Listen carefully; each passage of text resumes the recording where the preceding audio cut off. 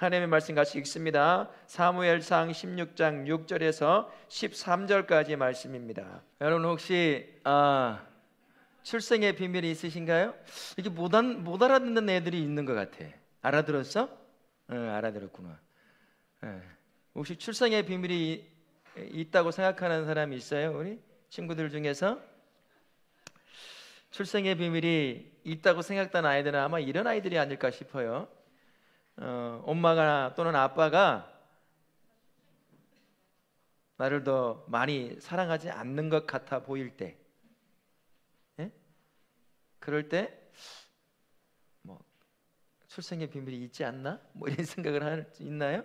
아니면 사달라고 하는 걸 사주지 않을 때 출생의 비밀이 있는 건 아닌가, 뭐 이런 생각을 할 수도 있겠지요. 진짜 출생의 비밀을 갖고 있을 법한 한 명의 인물이 있었습니다. 지금의 모습을 보면 절대 그런 출생의 비밀을 가지고 있을 거라고는 하나도 생각하지 않았어요. 생각할 수가 없지요, 지금의 모습을 본다면. 그러나 그녀에게는 누구에게도 말하고 싶어 하지 않을 법한 출생의 비밀을 가지고 있었습니다.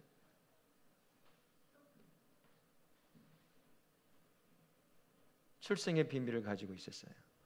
이름이 누구냐면 오프라 윈프리라고 하는 미국의 굉장히 유명한 그런 토크쇼 사회자였어요. 지금의 모습을 보면 세계 여성들 중에서는 높은 위치에 있는 부자입니다. 그래서 누군가에게 도움을 주고자 할 때 내가 10명에게 자동차 10대를 하나씩 선물을 해야 되겠다 싶으면 그 특별한 날을 맞이해 가지고 그렇게 선물을 주기도 하는 사람이에요. 그만큼 부가 풍성한 사람이라고 할 수가 있는 거죠. 근데 이 여인의 지금의 모습과는 너무나 비교할 수 없는 출생의 비밀을 가지고 있었습니다. 1954년생이에요. 몇 살쯤 됐을까요? 지금은 말하면 70세가 됐어요. 1954년생인데요.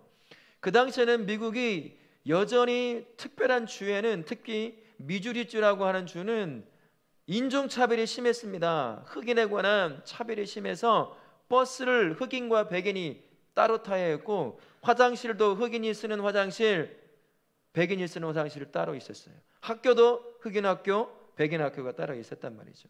그때 태어난 이 오프라 윈프리라고 하는 사람이 사생아로 태어나요. 사생아로 태어나요. 그래가지고 사랑을 못 받습니다. 10대 초반에 사촌 오빠에게 성폭행도 당해요. 그리고 다른 친척들에게 성적 학대도 많이 당합니다. 그래서 14세쯤 넘어서서 집을 나가버려요. 참다 할머니 밑에 이제 살게 되었는데, 그러다가 그런 일을 겪으니까 못 견뎌서 밖으로 나가버리죠. 그러다 보니 그 어린 나이에 술에 빠지기도 하고 마약 중독에도 빠지기도 합니다. 인생이 끝이 어딘지 모를 정도로 망가져가는 인생을 살던 사람이 이 오프라 윈프리라고 하는 사람이에요. 지금의 모습을 보면 전혀 예상할 수 없는, 생각도 할 수 없는 그러한 출생의 비밀을 갖고 있었던 사람입니다. 이 여인이 예수님을 만나요. 누굴 만나요? 양쪽으로 2명 떨어지세요. 옆으로 이렇게 끝에 앉으세요. 그렇죠. 예수님을 만나요. 인생이 바뀌어요. 그래서 지금은 상처받고 상처 주는 인생이 아니라 그녀의 토크쇼에 나와서 인생의 주제를 하나 가지고 이야기하면 여러 질문을 던지면 자기가 겪어왔던 삶의 문제들을 두고 조언을 해줘요. 그래서 사람들에게 위로를 주고 격려를 주고 선한 영향력을 여전히 미치고 있습니다. 출생의 비밀을 가지고 있잖아요. 근데 오프라 윈프리만큼이나 출생의 비밀을 가지고 있는 사람이 오늘 말씀에 등장하는 사람 중에 한 명이 있습니다. 이야기는 이렇게 시작하죠. 사울왕이 하나님이 보시기에 가면 갈수록 교만해지기 시작하는 거예요. 그래서 다시 새로운 왕을 세우기를 원하셨습니다. 그래서 사무엘을 통해서 저기 이새가 살고 있는 곳으로 가라. 그런데 새로운 왕을 위해 기름을 붓는다고 하면 지금 살아있는 사울이 어떨까요? 기분이 몹시 나쁠 거예요. 사무엘 아마 당장 죽임을 당할 겁니다. 그래서 내가 제사 드리러 간다라고 얘기를 하고서는 이새가 살아가는 다윗의 아빠 이름이 이새예요. 둘째 이새, 1세, 2세 그게 아니라 이새란 말이에요. 이름이. 그 집에 가서 이제 제사를 드린다는 말을 하고 그 집에 가서 이새를 만나서 하나님에 관한 이야기를 하고 너희 자식들 중에서 하나님이 왕을 세우기 원하신다. 이새의 입장에서는 어떻겠습니까? 내 집에서 왕이 나와요. 내 집에서 대통령이 나와요. 우리 경영주 장로님, 은찬이가 대통령이네요. 하나님이 와가지고 어떤 선지자가 와서 얘를 대통령으로 삼겠다. 기분 나빠가지고 절에 가라고 하시겠어요? 이게 무슨 경사냐. 플랜카드 막 10m짜리 딱 걸고 난리가 났을 거예요. 그러겠죠. 이새도 어떻게 했어요? 내 자식들 중에 왕이 나오는 거야. 그 안에서 얼마나 흥분되겠습니까? 그래서 자식들을 불러와라. 그래서 다 불러와요. 그런데 형부터 큰 아이부터 오는데 사무엘이 보기에 어떠세요? 좋게 보이는 거예요. 키도 크죠. 잘생겼어요. 그러니까 야, 처음에 보니까 왕감인 거야. 딱 봐도. 근데 하나님은 뭐라고 하셨어요? 아니야. 6번째까지 지나갑니다. 7번째 형이 지나갔어요. 그런데 더 없냐? 물어봐요.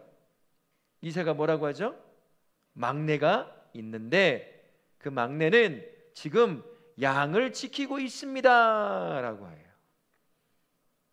이 막내가 누구예요? 다윗이에요. 왜 다윗은 왕을 뽑는 이 자리에 없을까요? 출생의 비밀이 숨겨져 있는 거예요. 얼마나 서럽겠습니까? 이 귀한 잔칫날에, 이 기쁜 날에 자기는 빠져서 양치로 양을 돌보러 떠나가 있는 그 모습인 거죠. 가슴이 아플 겁니다. 왜 아버지 이새는 이 다윗을 이렇게까지 그냥 이 좋은 자리에 부르지도 않을 정도로 마치 방치하듯이 다윗을 이렇게 양을 치라고 그렇게 보냈을까요? 성경에는요, 사무엘상에는 잘 안 나와. 그런데 시편에 보면 한 50편 이상이 다윗이 쓴 노래거든요. 하프를 치면서 양을 치며 얼마나 힘들었겠어. 어린 나이부터 떼약볕에 거기서 가서 양을 돌보고 치는 그 가운데 쓸쓸한 그 두렵고 겁나는 것을 이겨내기 위해서 하프를 치면서 하나님 앞에 찬송하고 그렇게 견뎌내던 그 노래가 우리가 모으고 있는 시편이라고 하는 노래라고 할 수가 있는 거예요.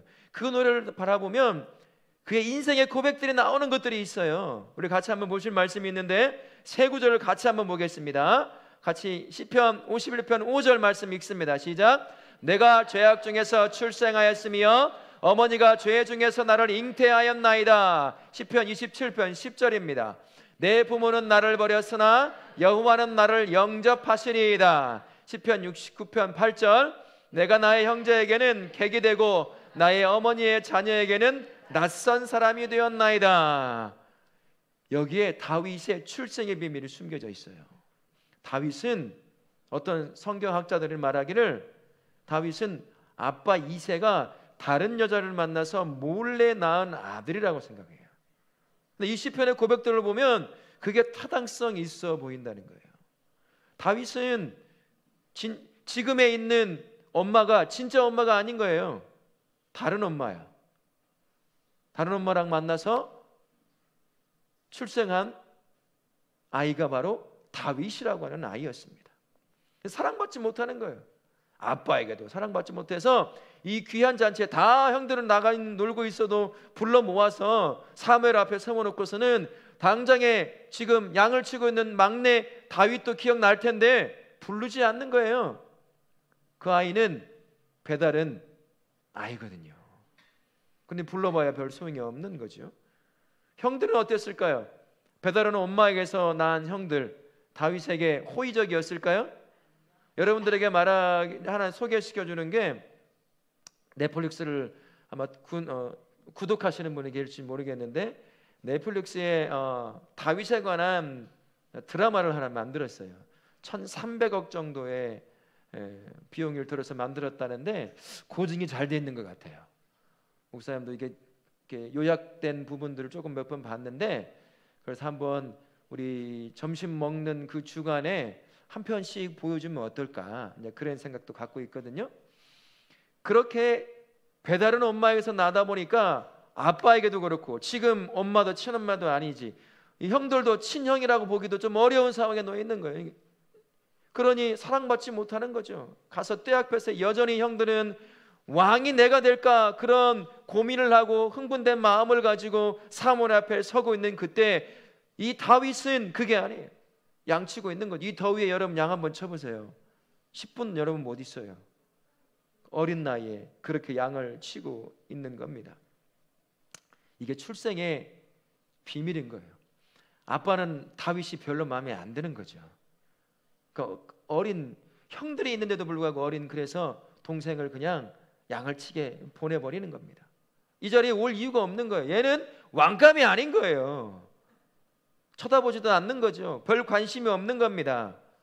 그렇게 버려진 자식처럼 살고 있던 사람이 다윗이라고 하는 사람이었습니다. 이런 상황 가운데 다윗이 살고 있으면 여러분 마음이 어떨까요? 시편, 여러분들 읽는 시편을 1편부터 한 5, 60편까지 읽어보면 그 안에 다윗의 분노 섞인 감정도 굉장히 느낄 수 있습니다. 원수를 향해서 다윗의 입에서는 나오지 않을 것 같은 그러한 고백들이 막 나와요. 죽여달라고. 상처가 남은 거예요. 그것이 입으로 고백되는 거죠. 노래로 고백되는 거죠. 원수에 관한 시편이 참 많이 기록되어 있습니다. 다윗의 입에서 고백된 노래인데도 불구하고 말이죠. 그 상처가 쌓이는 거예요. 나 같은 건 태어나지 않았으면 더 낫지 않았을까? 형들은 아빠와 엄마 밑에서 참 행복하게 잘 사는 것 같은데 자기는 그게 아닌 거예요. 힘든 거죠. 고통스러운 거죠. 아빠의 사랑도 못 받는 것 같고 엄마의 사랑도 못 받아 살아가는 것 같은 그러한 삶을 살고 있으니 다윗의 마음이 어떻겠습니까? 여러분, 사달라고 하는 거 엄마가 안 사줘도 그거 가지고 삐져가지고 승질나는데 지금 다윗과 같은 입장에 있으면 어떨까요? 에? 짐 싸가지고 집 나가겠죠. 그렇게 사랑하지 않으면. 야, 너 가서 장보 가지고 와. 우리는 여름 휴가 갈 테니까 너는 집 지키고 있어. 여러분, 그런다고 생각해 보세요. 나에게. 그러면 어때요? 재밌는 애도 있다네요. 혼자 놀으니까. 너는 재밌나 보다. 목사님 같으면 그러지 않을 것 같아. 나 배다른 사람이 애인가? 나는 엄마의 진짜 아들이 아닌가? 이런 생각도 해볼 만한 한 거죠. 그런 것들이 모여 상처가 되는 거예요. 나 같은 건 태어나서 무슨 소용이 있을까? 엄마 아빠에게도 사랑받지 못한다면 내가 존재할 이유가 뭐가 있어? 그냥 죽지 못해? 어린 나이지만 이렇게 살아가는 거예요. 아빠가 시키니까 양보하면서 살아가는 거죠. 다윗의 그런 심정이었을 겁니다. 근데 놀라운 건 뭐냐면 아빠도 그렇고 엄마도 그렇고 형들도 그렇고 다윗 자신도 그렇고 자신을 바라볼 때는 아무것도 아니라고, 있어야 손에 뭐 있어봐야 아무런 이유가 없다, 나 같은 건 태어나지 않았으면 더 좋았을 법한 그런 인생이다라고 말할 것 같아 보이지만 이 다윗을 바라보는 완전히 다른 눈을 가지고 계신 한 분이 계셨어요. 누구겠습니까? 하나님이셔요. 사무엘상 16장 1절 우리가 읽었던 부분에 하반절에 보면 이런 말씀이 있어요. 같이 한번 읽어보겠습니다. 시작. 너는 뿔에 기름을 채워 가지고 가라. 내가 너를 베들레헴 사람 이새에게로 보내리니 이는 내가 그 아들 중에서 한 왕을 보았느니라 하시는지라. 다윗에게서 뭘 봤다는 얘기야? 하나님이요, 너는 내가 세우기를 원하는 왕이다라는 거예요. 다윗이 자신의 인생을 볼 때도, 아빠가 다윗의 인생을 봐줄 때도, 엄마가 볼 때도 누가 봐도 천덕꾸러기, 필요 없는 인생, 어디서 주워온 것 같은 것, 그런 인생이라 하더라도 우리 하나님 볼 때는 완전히 다르다는 거예요. 우리 하나님 보시기에는 내가 지금 세워서 이 땅을 이끌어가게 할 왕감이라는 것이죠. 마지막 8번째, 다윗이 딱 나타날 때 하나님이 뭐라고 하신 줄 아세요? 이가 크니 기름을 부으라고 얘기하셔요. 보자마자 다윗의 얼굴, 눈빛을 이야기하거든요. 모세를 표현할 때도 똑같아요. 그 아이를 이야기할 때도 똑같은 단어를 가지고 토브라는 단어를 표현했어요. 하나님이 보시기에 이렇게 다르다는 겁니다. 출생의 비밀을 가지고 있는 다윗이지만 하나님 안에 들어오니까 그 모든 것이 아무 필요가 없는 거예요. 하나님은 그거 보지 않는다는 거죠. 세상은 어땠습니까? 출생의 비밀과 같은 우리의 외모를 보죠. 눈이 작다고, 키가 작다고, 뚱뚱하다고, 말 잘 못한다고, 공부 잘 못한다고 수많은 손가락질을 하잖아요. 그거 갖고 우리 판단해요. 여러분 그렇게 판단받아요. 조금만 지나면. 지금은 초등학생이고 중학생이고 고등학생이니까 부모 품에 있는 게 그게 안 되지만 이제 부모 품 조금만 떠나면 당장 그것으로 여러분 판단받아요. 이제 좀 못난 것이, 좋은 대학도 안 나온 것이, 돈도 없는 것이 그렇게 판단받아요. 외모로. 그런데 우리 하나님은 다르다는 거예요. 이 불쌍한 다윗 누가 봐도 불쌍해요. 자기 자신을 봐도. 근데 하나님은 완전히 다르게 본다는 겁니다. 작고 양을 치다 보니 얼굴은 어땠어요? 불그스름하다는 것이 왜 불그스름하겠어요? 떼약볕에 가서 타서 그런 거예요. 떼꾸장물 질질 흐르고 양 끌어안고 어디 다친 데 없나 살피다 보니 양의 냄새가 온몸에 배었겠죠. 머리는 며칠 앉아서 엉클어졌죠. 제가 얼마 전까지 머리가 그랬어요. 좀 길러본답시고 하다가 머리 때문에 죽을 뻔했어요. 더워가지고요. 그 머리 흘고 사람이 보기에는 아무 쓰잘데기 없는 인생 같아 보였어요. 그런데 우리 하나님 보실 때는 완전히 다르다는 거예요. 너희가 스스로 거울 한번 봐봐. 누가 봐도 나는 매력적인 사람인지. 네가 거울로 나의 모습을 보면 그렇게 안 보이잖아, 솔직히. 그죠? 우리 집사님, 권사님, 장님들 어떻습니까? 얼굴 보면 나같이 잘생긴 사람, 나같이 미인은 없어 라고 하며 혼자서 뻑 가는 분 계셔요? 없어요. 여기 좀 빠졌으면, 여기 좀 깎였으면, 여기 좀 삐죽했으면 그런 생각을 하지 마음에 드는 사람 아무도 없어요. 세상은 그렇게 봅니다. 하지만 우리 하나님은 그렇지 않다는 게 중요한 거예요. 우리 하나님은 그걸 보고 보지 않는다는 겁니다. 네 출생의 비밀이 아무리 그렇게 생겼다 하더라도 하나님은 그걸 보시는 것이 아니라 하나님을 인정하느냐, 하나님을 믿느냐, 믿지 않느냐를 보고 판단하신다는 것이에요. 우리 하나님은 우리를 바라볼 때도 다윗을 바라보는 것과 똑같습니다. 그러면서 우리에게 출생의 비밀 하나를 가르쳐줘요. 우리에게도요 출생의 비밀이 있었어요. 여러분 한 분 한 분에게 출생의 비밀이 있었던 거 아십니까?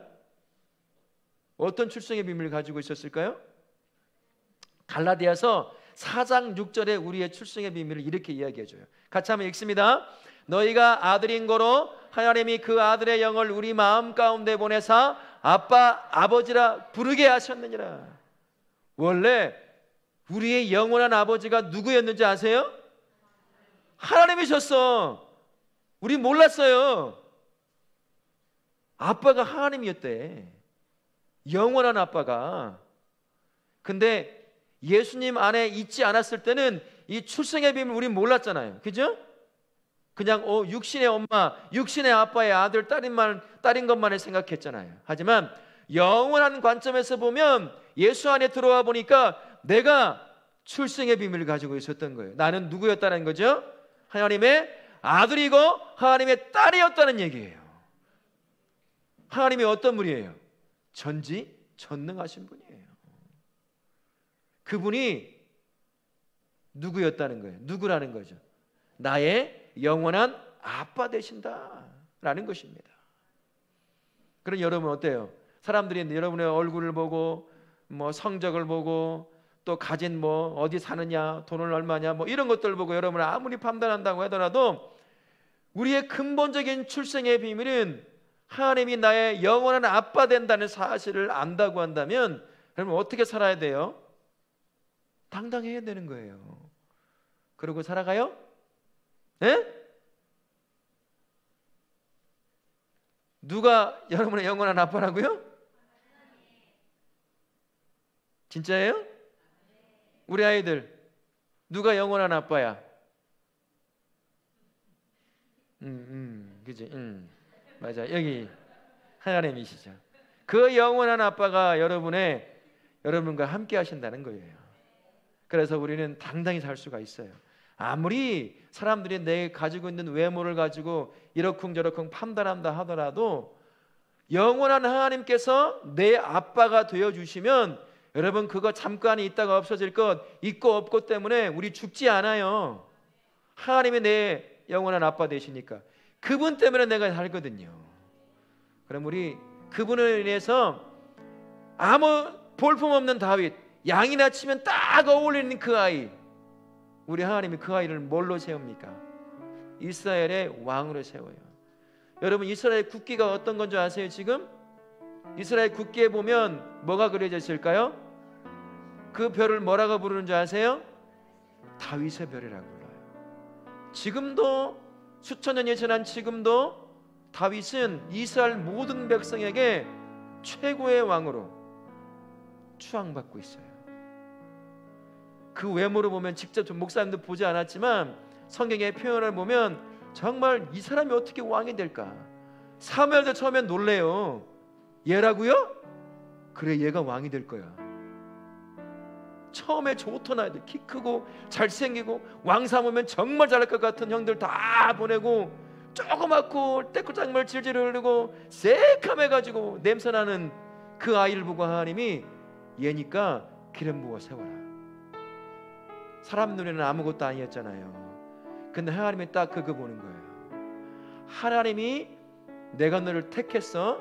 내가 너를 내 아들이요 내 딸로 삼으면 그때부터 새로운 인생이 시작되는 거예요. 그럼 믿으세요?